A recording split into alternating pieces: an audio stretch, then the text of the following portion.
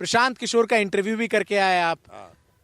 जो ये पूरा इस बार माहौल प्रशांत किशोर ने बनाया है, जिसमें अब तमाम सर्वे से लेकर, मुझे लगता है अखिलेश सर आप भी एग्री करेंगे, बीजेपी भी अब बहुत लाइटली तो नहीं ले रही होगी प्रशांत किशोर को कि भाई कुछ फैक्टर ही नहीं है, कोई वोट ही नहीं काटेंगे। पहले ये बताइए, बीजेपी प्रशांत किशोर को कंसिडर कर रही है या नहीं? अभी तो जो कन्वेंशनल विजडम है वो ये कह रही है कि प्रशांत किशोर अगर अच्छा प्रदर्शन करते हैं तो वो नुकसान तो एनडीए का ही करेंगे, है ना, क्योंकि जो अपर कास्ट वोट हैं उन सब में सेंध लगाएंगे, वो सब एक कन्वेंशनल विजडम है। लेकिन पिछले कुछ दिनों से उन्होंने मुस्लिम वोटों की बात करना शुरू की है। 40 कैंडिडेट बोला है, वो कह रहे हैं कि 40 मुसलमान उम्मीदवार उतारेंगे, तो उसके बाद तो बीजेपी को लगता है कि अगर वो ऐसा करते तो फिर शायद मामला थोड़ा अलग रुख में, अलग दिशा में जाएगा। लेकिन प्रशांत किशोर अभी तक जो चर्चा में है, जिसका शब्द का आपने इस्तेमाल किया, वो चर्चा में ही है। वो इसलिए है क्योंकि जैसा ये कह रहे हैं कि चुनाव अभी केवल टीवी पे लड़ा जा रहा है, सोशल मीडिया पे लड़ा जा रहा है, अभी जमीन के मुद्दों की तो बात ही नहीं हो रही है। राहुल गांधी हर चुनाव को वन इशू इलेक्शन बनाते हैं, हरियाणा का हो, महाराष्ट्र का हो, लोकसभा का हो, जो लोकल नहीं होता, वो इशू लोकल नहीं होता, वो नेशनल होता है। तो वो बिहार जैसे राज्य में जहाँ पर कि हर सीट के सीट बाय सीट चुनाव होता है, जहाँ पर कि कास्ट का कौन कैंडिडेट है, उसके सामने किस कास्ट का कैंडिडेट है, वहाँ पर इतना ज़्यादा लोकलाइज इलेक्शन होता है। वहाँ पर आप एक SIR जैसा एक ऐसा मुद्दा, जिसके बारे में मैंने शुरू में कहा कि वो मुद्दा तो केवल वही काम करेगा ना जो जिन लोगों का नाम कटा, और जिनका नाम कट चुका है उनका तो वोट ही नहीं है। चंदन, पीके के बारे में एक सवाल, एक छोटा सा चीज मैं कहना चाहता हूँ कि किसी भी चुनाव को जीतने के लिए, चुनाव में अच्छा परफॉर्म करने के लिए आपको एक संगठन चाहिए, एक ऑर्गेनाइजेशन। तो बोल रहे हैं सब 243 एक संगठन चाहिए।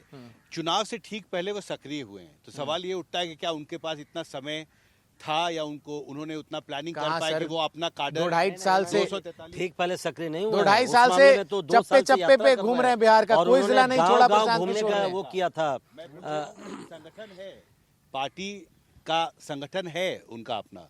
देखिए ये सवाल इसलिए महत्वपूर्ण है, जो सवाल बिहार शहरी राज्य नहीं है ना। दिल्ली में आम आदमी पार्टी आती है, यहाँ पर अच्छा कर लेती है। कोई भी स्टार्टअप, पॉलिटिकल स्टार्टअप अगर होगा तो उसके लिए कैशमेंट एरिया यहाँ पर ज्यादा व्यापक होता है, यहाँ पर मैसेज पहुंचाना ज्यादा आसान होता है। लेकिन बिहार में जो कि ज्यादा ग्रामीण इलाका जहाँ पर अधिक है, वहां पर कैसे वो हर जगह। लेकिन अखिलेश सर, प्रशांत किशोर मुद्दे तो वो उठा रहे हैं जो कि लोगों को अट्रैक्ट कर रहा है, इस बात को कोई कैसे डिनाई करेगा? वो तमाम ऐसी बातें कर रहे हैं जो लोग जो हैं वो फील कर रहे हैं।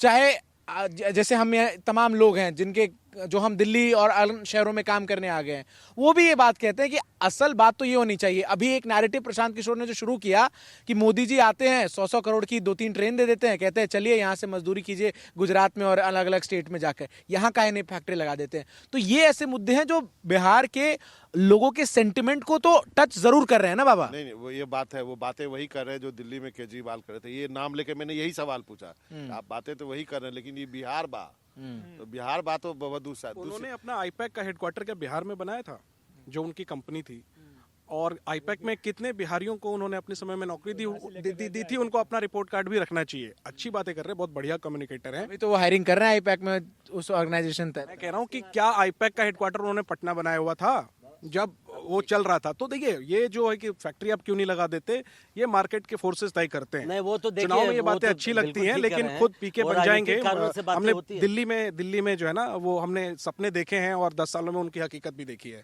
तो नेताओं के भाषण जब वो अपोजिशन में होते हैं, आंकड़ा केवल देना है मुझे, स्पेशली सर एक क्लास में मैंने आज इसमें आने के लिए पटना में 1-2 लोगों से बात की, तो पटना के एक जर्नलिस्ट से पूछा मैंने कि प्रशांत किशोर का कैसा है, जनसुराज का कैसा है, तो उन्होंने कहा कि ये बातचीत हो जाएगी, फोन रील मत देखिएगा, रील देखिएगा तो लगेगा जनसुराज की सरकार आ रही है, मोबाइल बंद, जनसुराज बंद। नहीं, और हाँ दिल्ली से नहीं, लेकिन कई बार इस बात को कह चुका हूँ, मुझे भी गाली दे रहा है। हाँ, मैंने कहा कि यहाँ से आते हैं, यहाँ के कुछ हैं लोग जिनके पास उनका बहुत अच्छा मीडिया मैनेजमेंट बढ़िया है, बहुत अच्छा नहीं, लेकिन काम यही है भाई, उनका पेशा ये था, उनका पेशा ये था, तो वो तो ये काम करेंगे ना।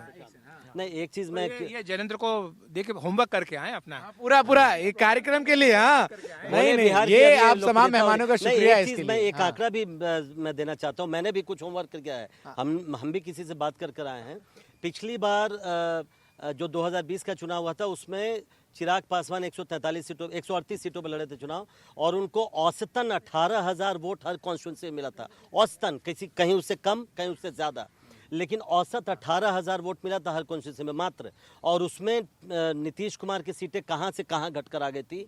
36 सीटों का या 38 सीटों का नुकसान हुआ था नीतीश कुमार को। मुझे नहीं पता प्रशांत किशोर, आप बिल्कुल ठीक कह रहे हैं कि मीडिया में बहुत उनको आता है सब कुछ, लेकिन चर्चा होने लगी है। मैं अभी जिस टैक्सी में आ रहा था बाबा, वो चंपारण का टैक्सी वाला था, और उसने मुझसे स्पेशली पूछा, जब उसे मैं बिहार से निकल रहा था, उसने पूछा कि प्रशांत किशोर का कैसा चल रहा है। वो रील, बिल्कुल सही बोल रहे हो ज्ञानेंद्र कि वो रील देख रहा है। अगर रील, दिक्कत ये है ना कि चर्चा हो गई देख रहे हैं। अब अगर प्रशांत किशोर ने पर कॉन्स्टिट्यूंसी 10,000 वोट का भी जुगाड़ कर लिया होगा, मुझे नहीं पता, चिराग वाला काम तो हो सकता है, क्या होगा मालूम नहीं। देखिए प्रशांत, क्लोजिंग है अभी, फाइनल करो। प्रशांत किशोर वही करेंगे इस बार जो पिछले बार चिराग पासवान ने कहा, जेडीयू को बुरी तरह डेंट करेंगे। सिर्फ जेडीयू या बीजेपी भी? जेडीयू को आप समझिए, जेडीयू के खिलाफ मजबूत उम्मीदवार देंगे, बीजेपी और उसके खिलाफ, और बाकी 40 जो मुसलमान, मैं नहीं बोल रहा हूँ, आप बोल रहे हैं, लेकिन जेडीयू को नुकसान करने वाले हैं। और लास्ट में एक कंक्लूडिंग लाइन दे देता हूँ। बिहार में किसी से पूछिए कि भाई विकास बहुत हुआ है, विकास के नाम पे वोट दीजिएगा, कहा तो बोला विकास कौन जात हुआ।